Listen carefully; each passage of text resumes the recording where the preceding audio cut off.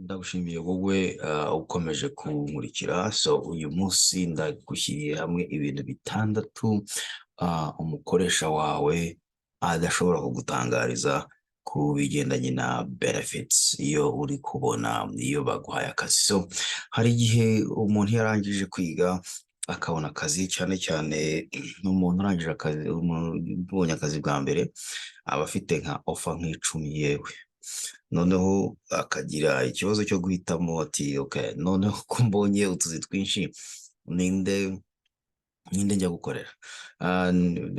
Harimo experience personnel, harimo na experience z'abandi bantu abo twiganye cyangwa se iki, ariko niba ufite umukoresha yaba ari leta cyangwa se ari prive, ibya leta byo biba ari direct, baba bafite amabwiriza bagenda baha abakozi babo n'ibigega bigomba kubafasha. Niyo mpamvu ngira ngo umuntu aravuga ngo tubeshya leta ko tuyikorera ariko tubeshya ko iduhemba. Benefits za leta zo nta buryarya baba burimo, ariko ku bantu bikorera cyangwa se bakorera, ku bantu mwikorera mugaha abandi akazi, hari ibyo mutababwira, no ku bantu namwe mufite abakoresha hari ibyo baba batababwira. Rero nagushyiriye hamwe ibintu bitandatu by'ingenzi bitandatu ngiye kugusobanurira batakubwira iyo baguha akazi. N'ibyo bintu bitandatu hari ibyo uri bubone bikagushoka, hari n'ibyo uri bubone ukavuga ntabwo nigeze mbyitaho, noneho ni umwanya wo gusubira mu masezerano yawe ukareba, kuko akenshi kampani zose ziba zikereye kimwe, imishahara iba ari imwe, ariko diference bagira ni uburyo babwira abantu baza basaba akazi yuko bafite ngo benefits nziza. Benefits ni ukuvuga ama assurance, benefits ni ukuvuga uburyo batanga bishingira umuryango wawe n'abantu bawe, ibyo biba bitandukanye, investment n'ibindi. So iyo rero bari hariya barimo bashaka guha abantu akazi, bakoresha izo benefits nk'ubuhenda abana kugira ngo wowe ugakeneye uhitemo bitewe n'ibyifuzo byawe. Ndagira ngo nkwibutse yuko iyo uri kujya gusaba akazi utabanza gukora imibare y'ibyo bintu. So urumva rero ugiye gushaka akazi, uri kuzaje rero ugenda udepoza ahantu hatandukanye, bakareba CV yawe bagasanga uri qualifié, bo barangiza kuko imishahara yawe yose iba ari imwe bitewe na niveau yawe na experience yawe. Niba uvuye ku ishuri direct, hari umushahara udashobora kurenza. Niba ufite experience y'imyaka 5 imyaka 10, bagenda hari imishahara utagomba kurenza. So ku bigo prive biratandukanye gatoya, ariko range iba ari imwe, iba yegeranye. Ikintu gituma rero company zitandukana ni izo benefits, ni ukuvuga ngo uduhenda abantu. So wowe ugenda ukurikiye aho uzakorera menshi, ariko bakaguha benefits zitandukanye, kuko baba bazi yuko aho wajya hariho hose range iba yenda kungana. Kugira ngo ukorere menshi bigusaba gushaka utuzi twinshi, cyangwa se ukagira ya mahirwe nabwo ugakorera menshi ariko uzamutse mu ntera. So ibyo bintu rero umukoresha batakubwira nabikubwiriye umuzingo, ngibi bikurikira. Ikintu cya mbere umukoresha badashobora kukubwira, ntabwo ashobora kukubwira yuko umushahara wawe ari umushahara brut.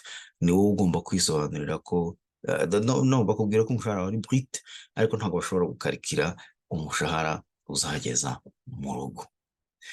Iyo rero akubwiye umushahara wawe yuko ari 100,000, ugataha wishimye, ukabwira umushuti wawe, ukabwira mugenzi wawe mu rugo, umugabo nabonye akazi kamemba 100,000 mu mwaka, ubwo 1,100,000 mu banyarwanda.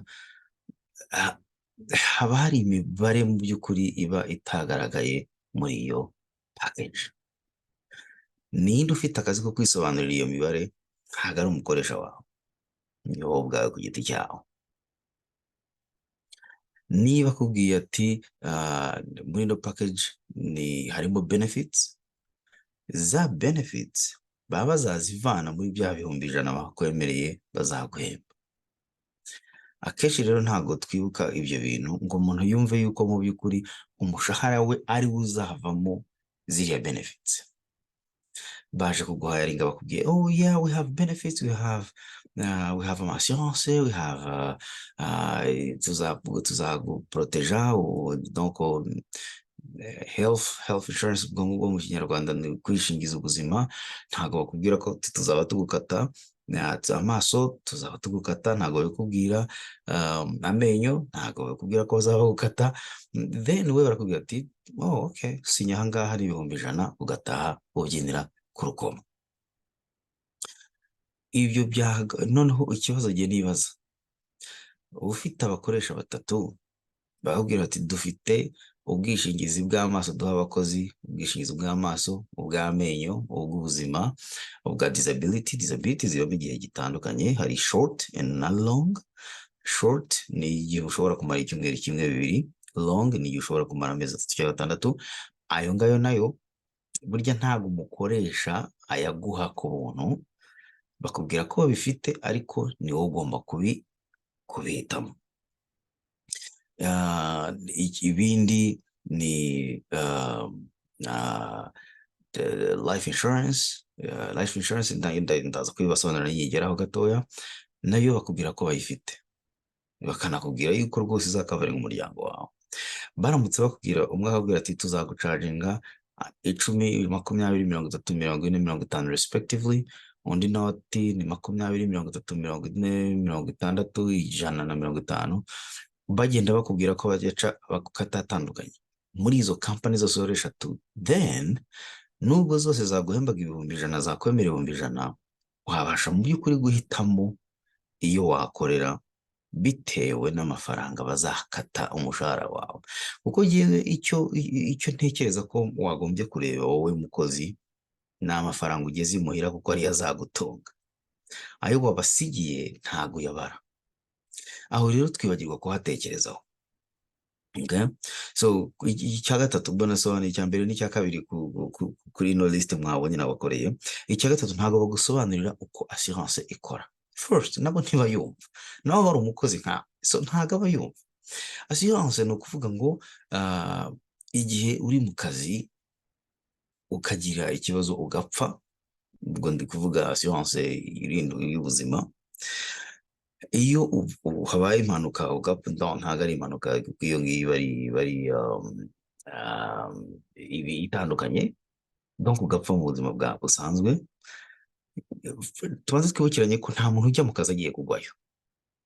So bimwe mu bintu rero babwira abakozi iyo bahayaringa, nabwo ati dufite life insurance, ariko iyo life insurance ni imibare iba mu kirere. Ni imibare iba mu kirere, kuko ntago iyo ugezeyo bakubwira bati iyi assurance ni yawe. No, reka twibukiranye yuko niba ukora kwa muganga, uri umunurse, niba uri umunurse cyangwa uri umwenjeniyeri, company ukorera ntago iriya company ya life insurance. Ifite nabo company ikorana nabo, ikababwira iti dufite abakozi 100, muri bano bakozi 100 abakozi barahayaringa bakanirukana. Niba rero bagiye bagatanga umubare 100 muri company ya assurance, barabwira bati nihagira umuntu upfa muri company yacu muzamwishyura 50,000. Nihagira umuntu upfa, nituzaduharinga list tuzatuboherereza, nituzajya tunabirukana tuzajya tuboherereza abo twakuyemo. Ni ukuvuga iki? Wowe uri gukorera iriya company wishimye, icya mbere ntabwo ushobora kujya kubabwira uti nimumpereze amasezerano na nimero y'aho umugore wanjye azahamagara cyangwa umugabo wanjye azahamagara niharamuka habaye ibyago by'urupfu, ndagutsembeye. Nimumeze kontara igaragaza ko mfite ubwishingizi bw'ubuzima, nzabashe kuyihereza abana banjye, ninjye ndamuka mpfuye bazamenya aho bahamagara. Ndagutsembeye, iriya ntushobora kuyibona. Kubera iki? Iyi ni group insurance. Ni nko kuvuga ngo umufashe taxi. Muri taxi abantu bavamo abandi binjiramo. Taxi biri hariya, nyiri taxi akababwira mfite imyanya hano, ukaza ukicaramo, bakajya bagukata buri kwezi. Ntabwo ari ubuntu, baragukata. Of course hari iri basic y'ubuntu, nabo bayitangira ubuntu kuko bazi ko batazayishyura. Ariko iyo wishyura $1 na rimwe, ubu uyikodesha, ni nko kuyikodesha. Ubu uri buzagere either bakakwirukana cyangwa ugasezera.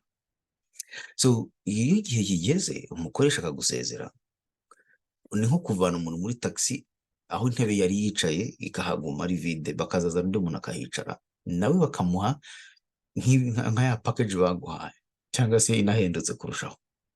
So umukoresha we rero arakubwira ati tuzaguha ubwishingizi, remember iyo ugiye ufite imyaka 25 bugacya ukagera 30 bugacya ukagera 40, assurance z'ubuzima zigendana n'imyaka umuntu afite. Iyo hamaze imyaka 10 uba ushaje.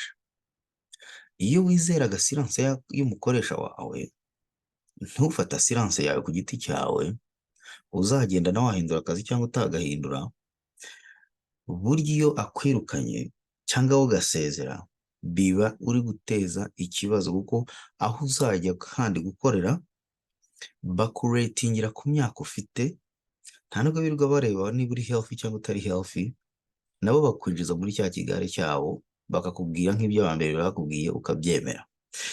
Ariko jye nicaranye n'abantu b'abavetera muri covid b'abasaza, ikintu cya mbere cyabagaruye gushaka part time kwari ukubera assurance. Ni ukuvuga iki? Bakererewe gufata assurance personnel bakiri bato, bagera muri za 57 noneho bari guta PS barwaragurika, batari insurable, badashobora kujya gushaka company iri prive bashobora gushaka assurance zabo. Muyumve neza, uko tugenda dukura turi mu kazi niko tugenda turushaho kuba non insurable. Bivuga yuko rero wagombye gufata assurance prive ukiri muto, ukayilokinga in place, iba ihendutse kandi ntabwo ibiziyongera iyo waguze term. Wamukoresha yagusimbuza, wamukoresha yakwirukana, ntabwo aba aguhemba kuko uba uyifite iri prive, ufite contrat iri muhira wowe n'umuryango wawe. Ndibuka akazi ka mbere bambwiye bati Ben, ni covid iraje turakulaying off. Umubosi wanjye yaraje arambwira ati disi mbabajwe n'umugore wawe n'abana bawe n'umuryango wawe. Ndetse bikubabaje bate? Ntabwo ababajwe nuko bandayinze off. Yaravuze ati ubu se disi mufite assurance? Ikibazo cya mbere namubwiye ni yes, I took care of that. Nicyo kintu cya mbere nabanje gukora. Ngo man, ngo you're smart. Kubera iki? Ntabwo bigeze abimganiriza na rimwe. Yambwiraga ko bimubabaje ndi gusohoka muri office. Kuki se atari yarigeze abimbwira nkihari ngabwira ati Ben, uracyari mutoya, nyabona korera ibi n'ibi umuryango wawe. Remember, uyu muntu yari afite uburambe bw'imyaka 30 mu kazi. Abimbwira nsohoka, ntiyabimbwiye ndi mu kazi. Twanajyaga duhanging out, ntabwo yigeze na rimwe turi around the table abimbwira turi nko mu kabari. No, yabimbwiye abonye mbaye laid off. So ni ikintu rero batakubwira, ni akazi kawe ko kugira gute ko kubyisobanurira cyangwa ukabibwirwa n'undi muntu caring about families. Uwo muntu wamwishyura utamwishyura, ariko akakubwiza ukuri kandi akaguha serivisi nyazo. Icyakane, ntabwo bashobora kukubwira amafaranga ushobora kwizigama mu gihe uzajya mu zabukuru. Ibyo ni akazi kawe kubifiguringa out. Ibyo ni akazi kawe kubikarikira. Nta muntu n'umwe uzi amafaranga uzakenera mu gihe cy'izabukuru, kuko ntayo mubana ngo akubwire ngo uyu munsi ukonsoma $500 kubera iyo mpamvu uzakenera yenda kungana nayo mu gihe uzaba ugeze mu zabukuru. Ibyo ni akazi kawe. Hari abantu arakubwira ati twebwe tutanga 401k. 401k baguca amadolari atarenze 12%, so 6%, na company nabo bakabwira ngo tura matching 6%. Ku bantu wenda bari muri Afrika no mu Rwanda aho dukomoka, ibyo ni nko kuvuga pension, ariko biratandukanye. Muri Amerika babyita 401k, aho umuntu yikorera contribution ku mushahara ahembwa. Mu Rwanda leta iragucaginga, mwamara kubakorera imyaka nka 30 cyangwa 40 ikazagutunga ikaguha pension bitewe n'amafaranga wari ugezeho. Hano ibyo muri Amerika byavuyeho, kuko basanze umuntu aragenda akikomita kuri company akayimara imyaka 30 agahita yicara hamwe company ikamutunga ubuzima bwe bwose. Uyu munsi rero bashaka kugira ngo biba akazi kawe waba wumva imibare wawe utanayumva. icyo bishatse kuvuga ni iki? Niba uyu munsi uhembwa amadolari 100 ukaba uyamara, n'ejo ugahembwa ane ukayamara, n'ejo ugahembwa ane ukayamara, ni akazi kawe kuzamenya ikizagutunga umunsi uzaba udashobora gukorera wa muntu uguhemba. Ibyo ntabwo ari akazi kawo kugira gute kubigusobanura. Ndaguha amateka, ndaguha story yanjye. Nagiye gushaka akazi, noneho mbaza umu HR kuri telefone, ndamubaza nka ariko ninde muntu, ni iyihe company, remember niba ari company nanone y'ubushakashatsi, bari abantu ntabwo nyine bari investors, ntabwo icyo bakora baragenda nabo bakabwira company investing amafaranga, bakababwira bati dufite abakozi 50, twabafarinze yuko buri mukozi uzajya utanga $1 mu bwizigame bwe tuzatumwongerera amasensi 50.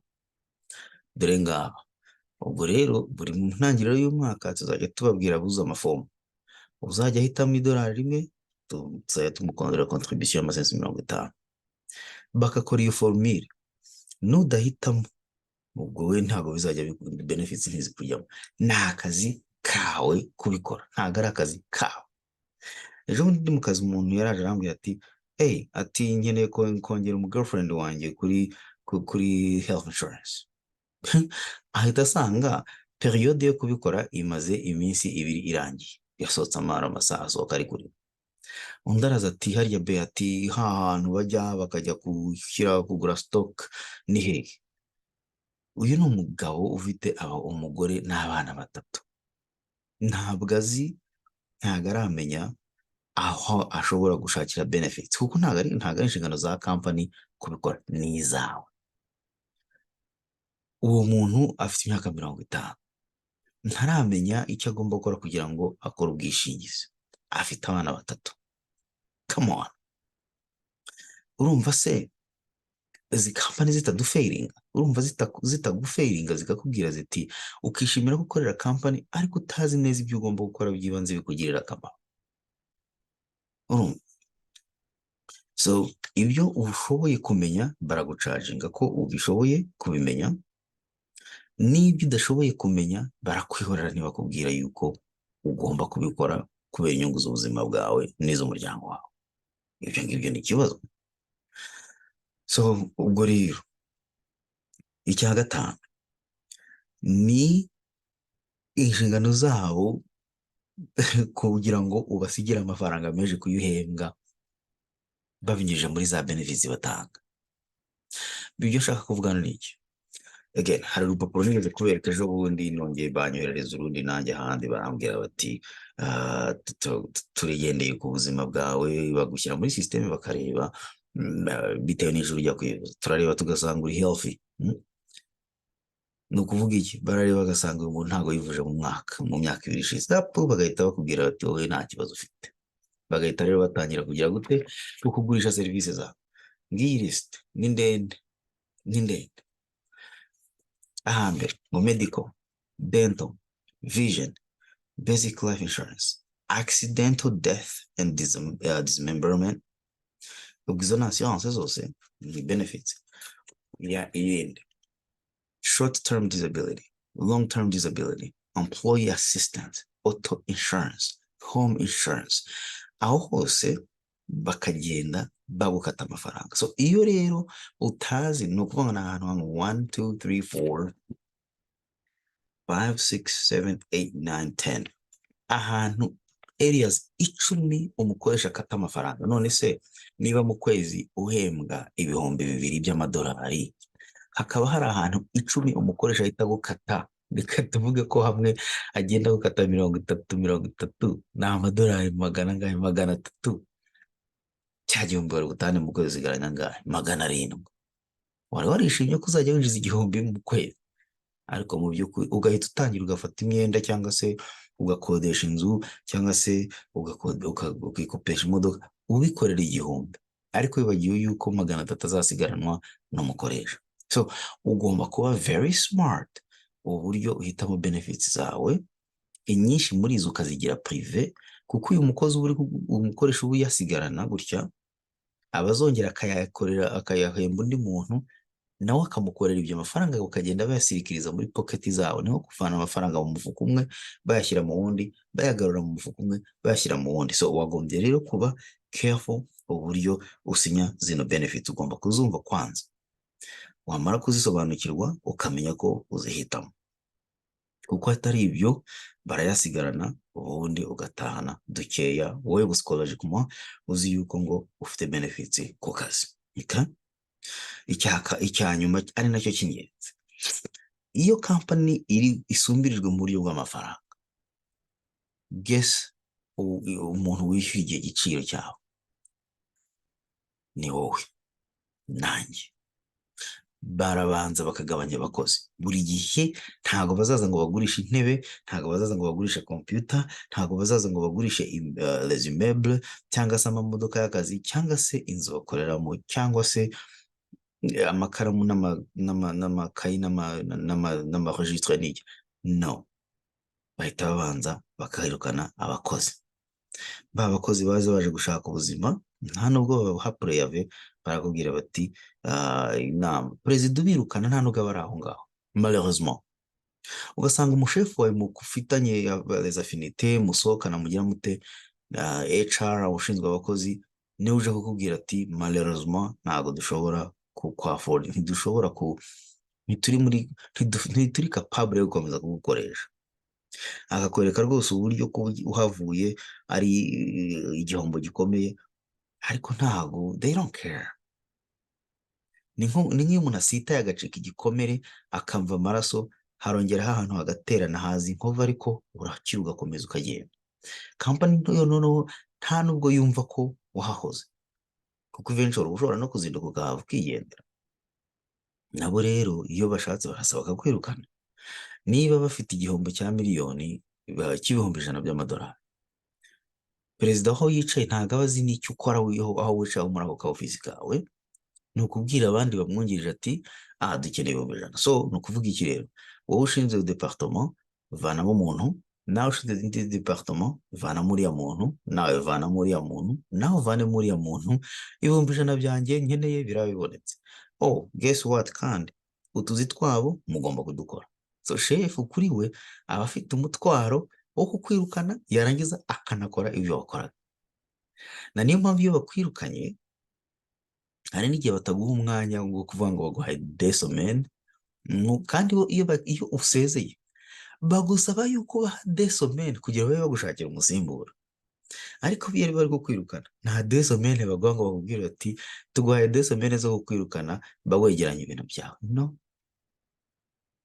n'ikimenyimenyi niyo mpamvu amakompiyuta na tekinoloji zaje ubu, ibintu byose umuntu akora abikora biri shareable, biba biri kuri Teams, biba biri kuri cloud, biba biri muri kuma drives, ku buryo umuntu wese aba byaccessing, waba uhari waba udahari, baba bashobora gufata umurimo wakoraga bakayihereza undi agakomerezaho.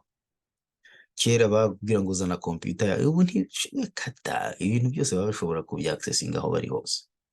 Okay, so niba rero ubonye zino mpamvu 6 hari aho zaplika kuri wowe, ugomba gusubira inyuma ukarovizita ukavuga uti nkeneye assurance zanjye privé, nkeneye gukora election za zino benefits, ndi careful bitewe n'ibyo nkeneye n'ibyo ntakeneye, apana kugenda ahantu hose uvivura ngo nkeneye iki. Ubu uri gufata amafaranga wavuze babwiye bazaguhemba uyasubiza mu mufuka wawe. Stop. Kuko ejo n'ejo bundi either bazakwirukana cyangwa se nawe hasezera. Icyanyuma, shaka life insurance private, kubera yuko umuntu agenda akora zigenda zihenda kugeza n'ubwo utaba insurable. Yishake hakiri kare, baguhe contract yanditse, uyibike mu rugo, umenye yuko ariyo uzagenderaho umunsi ikenewe. Nizere yuko hari icyo wize, umpe like, nabonye commentaire z'abavandimwe bari mu Rwanda, bari muri Sweden, Emmanuel na Solange, merci beaucoup. Nzasubiza ku bibazo bya Solange yavuze yuko mu Rwanda hari bigoranye cyane gusavinga $1 million. Yes, ntabwo ari ngombwa gusavinga $1 million uri mu Rwanda, ariko ushobora gusevinga miliyoni y'amanyarwanda kandi birashoboka, then ugatangira, kuko iyo amafaranga yatangiye kuza n'ayandi araza, ariko iyo udashoboye gutangira n'ayandi ntabwo aza. So ni ugutangira nicyo cya mbere gikomeye, kuko iyo wamaze gutangira nta gusubira inyuma. Okay? Ibyo ngibyo ni ikintu nzakora indi episode noneho nkagusobanurira uko dushobora kubigenza. So murakoze cyane, nizere yuko tuzongera. Ngiye ko again, ntugende utambwiye icyo utekereza kuri bino bintu bitandatu, umbaze ikibazo, tuzagaruke tukidebate, tukiganireho, kandi niba hari ibindi nibagiwe, please ujye muri komantere umbwire. Noneho of course hari n'ibindi byinshi, ariko ku byo naba nibagiwe ushobora kumbwira, Ben, hey, wibagiwe iki n'iki, kandi nakibonyemo experience. Okay, so ndagushimiye rero yuko dukomeje gukurikirana ino channel yacu. Biratangaje cyane yuko ndi kubona aba subscribers bagenda biyongera, ndi kubona feedback zitari nkeya kandi nziza. Ni ibintu by'agaciro kandi ndagushimiye. Okay, mu cyumweru kimwe aba subscribers 13, ndashima Imana. So reka tutware rero ino channel tugeze ku ba subscribers 1000. Nzahita ntangira gukora live, nintangira gukora live ibintu bizahita biba uburyohe. Okay, alright, ciao guys, na hejo nakagaruka ejo. Ndumva nzakora ku buryo ushobora gufundinga 3 boxes. Once I make those 3 boxes, tuzazikora conversation, hanyuma numve feedback yanyu. Ubwo ngubwo rero ntimuzacikwe, ni na hejo. Murakoze cyane, Imana ibahe umugisha, weekend nziza.